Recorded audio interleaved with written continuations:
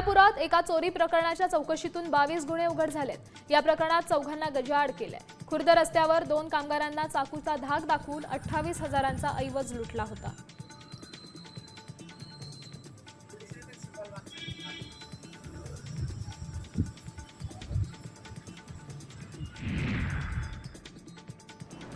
पुण्याला पाणी पुरवठा करणाऱ्या खडकवासला धरण क्षेत्रात 23.11 टीएमसी म्हणजेच 79.28% पाणीसाठा झाला। धरण क्षेत्रातून 5 टीएमसी पेक्षा जास्त पाण्याचा मुळा मुठा नदीत विसर्ग केला।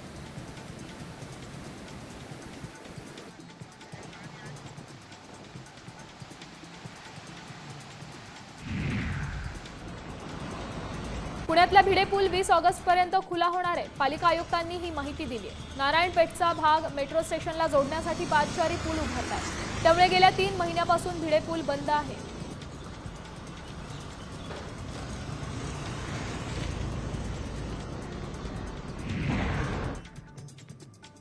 मावळच्या कासरसाई धरणात बुडून एका 19 वर्षीय युवकाचा मृत्यू झालाय। तो मित्रांसोबत धरण परिसरात फिरायला गेला होता। त्याला पाण्याचा अंदाज न आल्यामुळे तो बुडलाय। 4 तासाच्या शोध कार्यानंतर त्याचा मृतदेह बाहेर काढला।